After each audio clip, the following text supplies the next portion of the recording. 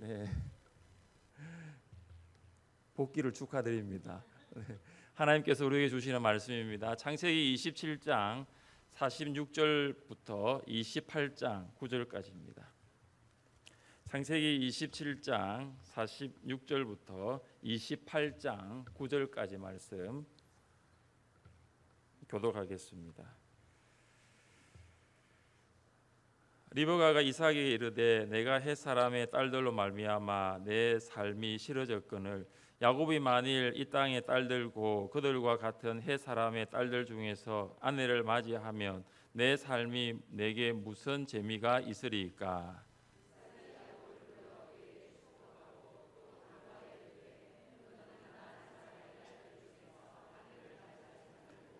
일어나 바단 아람으로 가서 내 외조부 버두엘의 집에 이르러 거기서 내 외삼촌 라반의 딸 중에서 아내를 맞이하라.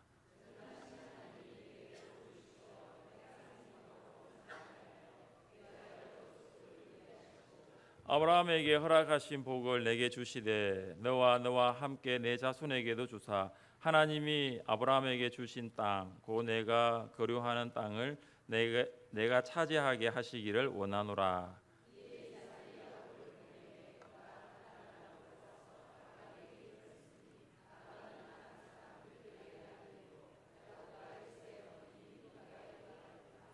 에스가 본적 이삭이 야곱에게 축복하고 그를 바단 아람으로 보내어 거기서 아내를 맞이하게 하였고 또 그에게 축복하고 명하기를 너는 가나안 사람의 딸들 중에서 아내를 맞이하지 말라 하였고 에스가 또 본적 가나안 사람의 딸들이 그의 아버지 이삭을 기쁘게 하지 못하는지라. 이에 에스가 이스마엘에게 가서 그 본처들 외에 아브라함의 아들 이스마엘의 딸이요 느바요스의 누이인 마할랏을 아내로 맞이하였더라. 아멘.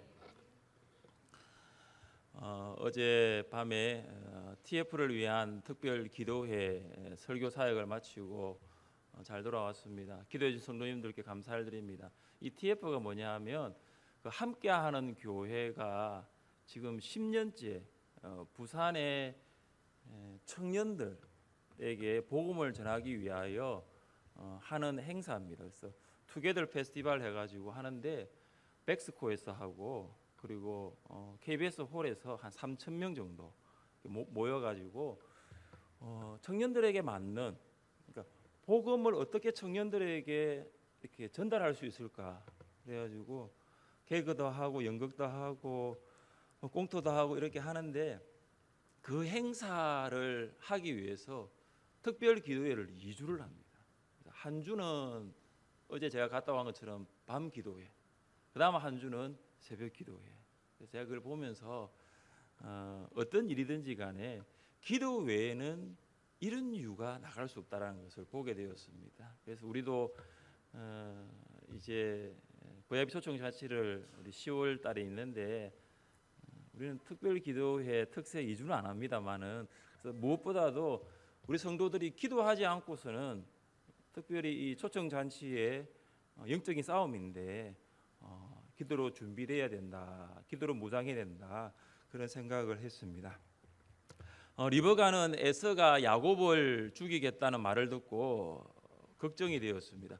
그래서 리브가는 며칠 동안 야곱을 외삼촌 라반이 있는 하란으로 보내고자 했습니다. 야곱이 하란으로 도망가는 이유는 에서를 속여서 장자의 명분과 장자의 축복을 받았기 때문입니다. 야곱은 죄에 대한 대가를 치르게 된 것입니다. 형의 장자권과 장자 축복을 가로챈 대가는 야곱에게 정말 혹독하였습니다. 가족과 생이별을 해야 됐고 미래에 대한 막연한 불안감 속으로 그의 인생이 던져지게 되었습니다. 야곱은 심은 대로 거두게 된 것입니다. 우리 함께 말씀을 읽어보겠습니다. 자기의 육체를 위하여 심는 자는 육체로부터 썩어질 것을 거두고 성령을 위하여 심는 자는 성령으로부터 영생을 거두리라. 야곱은 무엇을 심었습니까? 야곱은 육체를 위하여 심었고 육체로부터 썩어질 것을 거두게 되었습니다. 가족과의 이별과 불확실한 미래는 야곱이 전혀 기대한 것이 아니었습니다. 사랑하는 성도 여러분, 여러분은 무엇을 심고 있습니까? 수요 성령 기도회는 육체를 위하여 심는 시간이 아니라 성령을 위하여 심는 시간입니다.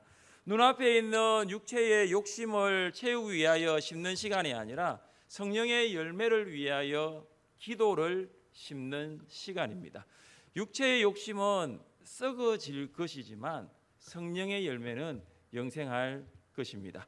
리브가는 야곱이 하란으로 가야 하는 명분이 필요했습니다. 그래서 리브가는 이삭에게 이런 말을 합니다. 46절입니다. 리브가가 이삭에게 이르되 내가 헷 사람의 딸들을 말미암아 내 삶이 싫어졌거늘 야곱이 만일 이 땅의 딸들고 그들과 같은 헷 사람의 딸들 중에서 아내를 맞이하면 내 삶이 내게 무슨 재미가 있으리까? 에서가 헷 족속의 딸들과 결혼한 것은 리브가에게도 큰 근심이 되었습니다. 에서는 경건한 가정에서 자랐지만 이 헷 족속의 딸들은 하나님을 알지 못하는 가정에서 자란 딸들이었기 때문입니다. 리브가의 말은 야곱이 에서의 복수를 피하기 위한 명분이기도 하지만 리브가는 이삭에게 언약 백성에 있어서 중요한 가치가 무엇인가를 지금 말해주고 있습니다. 언약 백성으로서의 중요한 가치가 무엇입니까?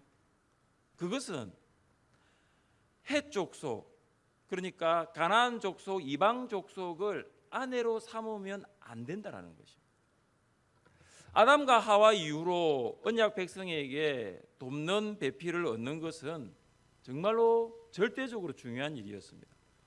노아 시대에 세상이 죄악이 가득하게 된 이유를 보면 하나님의 아들들이 사람의 딸들을 보고 그 딸들의 아름다움을 보고 그들이 좋아하는 여자와 결혼했기 때문입니다.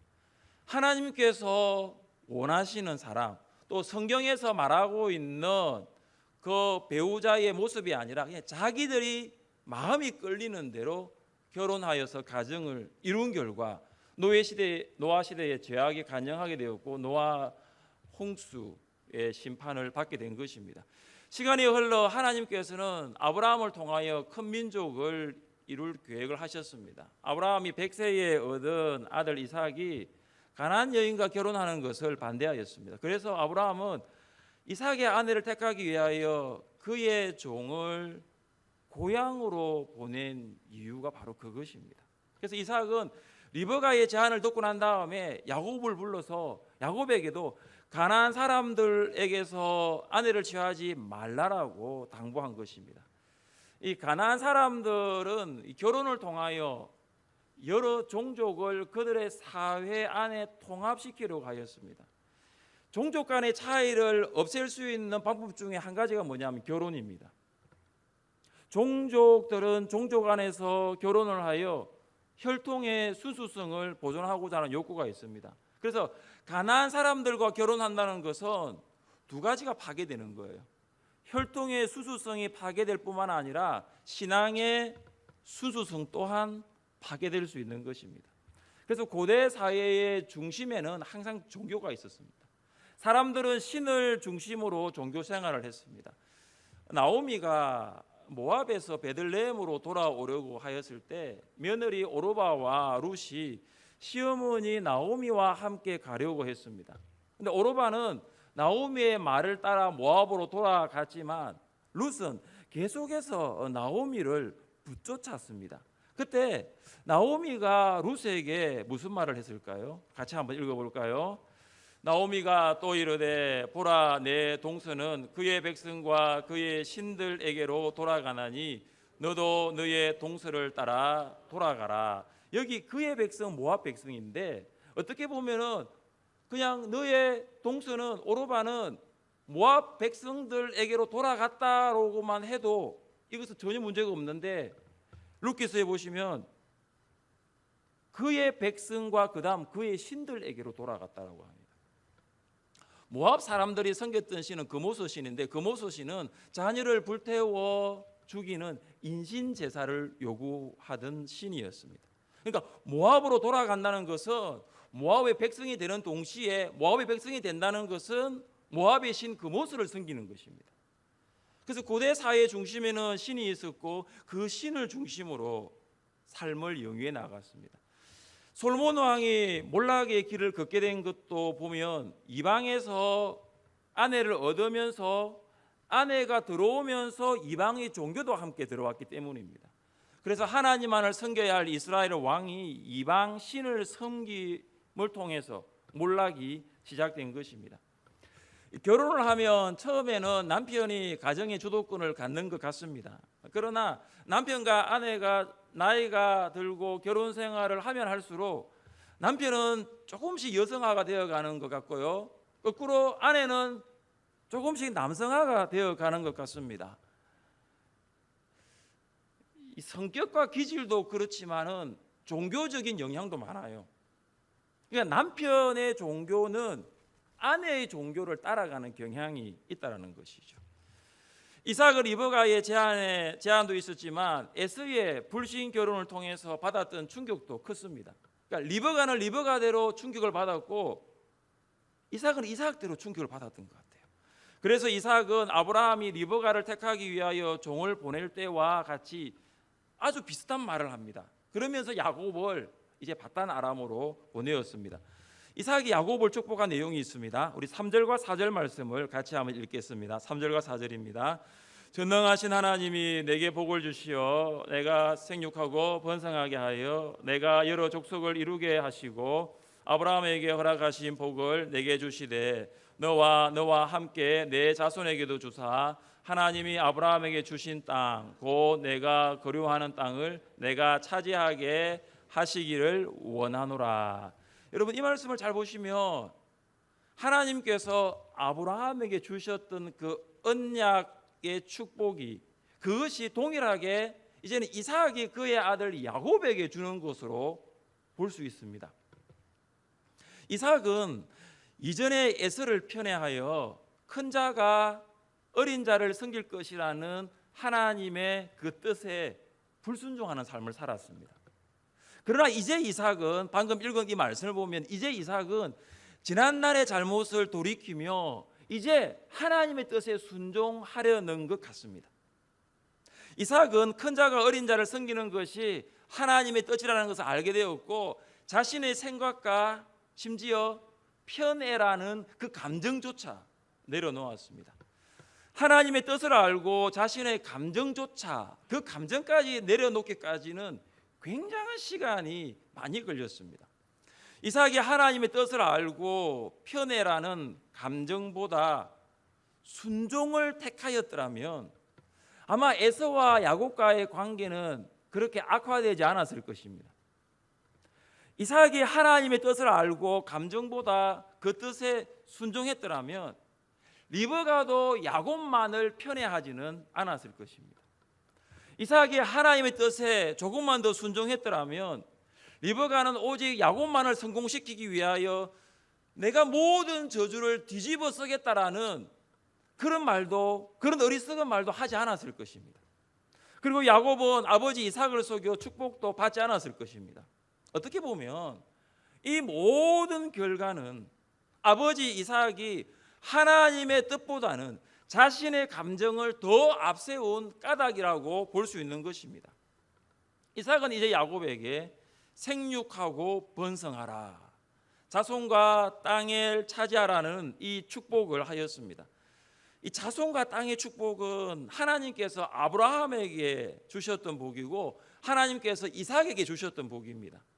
이제 이 아브라함과 이삭에게로 흘러갔던 이 복이 그의 아들 야곱에게 흘러가고 있는 것을 우리는 지금 보고 있습니다.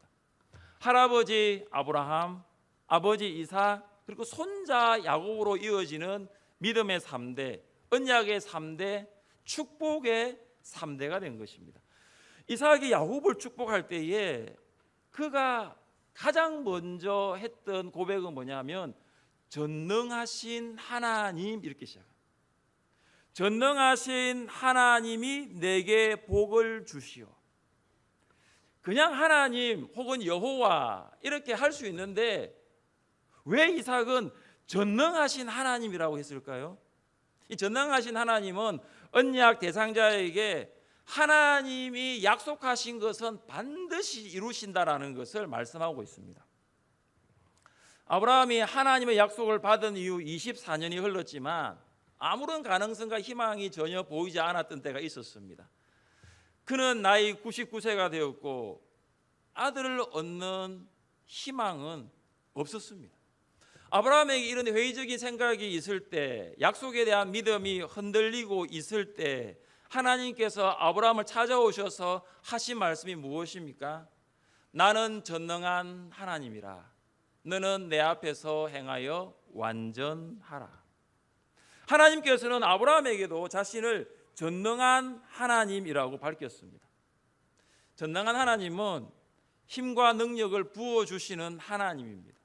그래서 전능한 하나님께서 아브라함을 찾아오셨던 것처럼 이제 이삭은 전능하신 하나님께서 야곱 너에게 복을 주실 것이라고 축복하고 있는 것입니다. 이삭은 하나님을 전능하신 하나님으로 고백했습니다. 이삭은 하나님이 누구신가를 분명히 알고 있었습니다. 에서와 야곱이 아버지 이삭에게 아버지 하나님은 누구십니까? 라고 물었더라면 아마 이삭은 그의 아들들에게 하나님은 전능하신 분이란다, 이 하나님을 고백했을 것입니다. 이삭이 하나님을 전능하신 하나님으로 고백할 수 있었던 계기는 이삭의 삶을 통해서 보면 여러 번 등장합니다. 홍기를 넘긴 노총각 이삭, 나이 40에 리브가를 만나 결혼한 것은 그의 한계를 인정하고 하나님의 능력을 경험했다라고 말할 수 있지 않을까요? 40에 결혼했습니다. 기적이죠. 이삭이 결혼하고 난 다음에 바로 자녀가 태어난 것이 아니에요. 여러분, 결혼도 결혼할 때 하고 결혼하고 난 다음에 자녀가 태어나고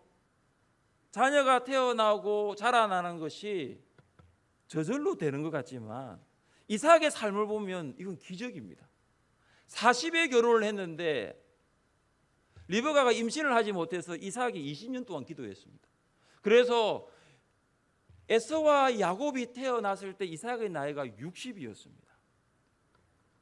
그러니까 이것을 사람의 능력이라고 말할 수 있습니까? 기도의 응답이고 하나님의 능력이라고 고백할 수밖에 없는 것이죠. 그래서 이삭의 삶 가운데서는 하나님은 전능하신 하나님이었습니다.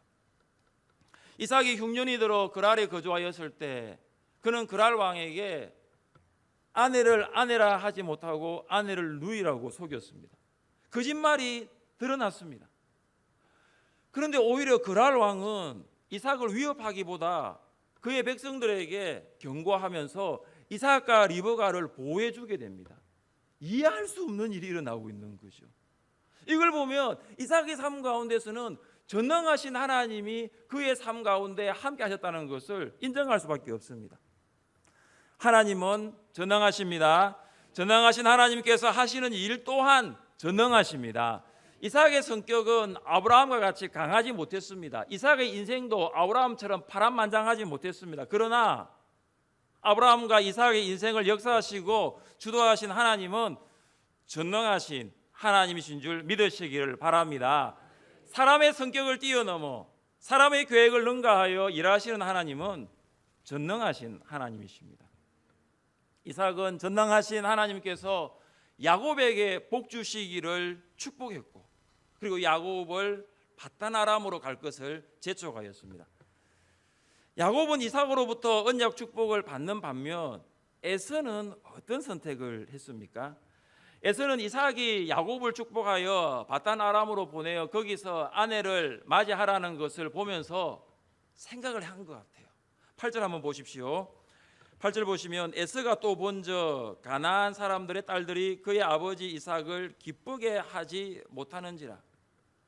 에서는 가나안 여인들이 아버지 이삭, 그러니까 며느리들이 시아버지를 기쁘게 하지 못하는 것을 이제 알았습니다. 아버지 이삭이 정말로 기뻐하는 것이 무엇인지를 이제 알았던 거예요. 아버지가 기뻐하는 것은 에서가 가난한 여인들이 아니라 믿음의 여인을 만나 아내로 맞이하는 것, 그것을 아버지가 기뻐하는 것 이제 알았던 거예요. 에서는 언약의 가정에서 자랐지만 영적 유산이나 영적 전통에는 무지했던 자였습니다. 그는 아버지 이삭이 어머니 리브가를 만나기 위하여 얼마나 오랫동안 기도하며 기다렸는가를 몰랐던 것 같아요. 에서는 이삭이 가까이에 있는 가나안 여인과 결혼하지 않고 할아버지 고향인 하란에 있는 여인과 결혼한 이유도 알지 못했습니다. 그러니까 에서의 눈에는 오직 눈에 보이는 것만 관심이 있는 거예요. 눈에 보이지 않는 것, 더 가치 있는 것, 더 영적인 것에서는 관심이 없었습니다. 에서는 이스마엘의 딸이 마할랏을 세 번째 아내로 맞이하게 됩니다. 이것은 이삭이 기뻐하는 결혼이 아니었습니다. 에서는 이스마엘이 아브라함의 그 언약 밖에 있는 족속이라는 것을 간과했습니다. 그리고 에서는 지금 아내가 2명이나 있는데 야곱처럼 복을 받기 위하여 또 세 번째 아내를 맞이한 것입니다.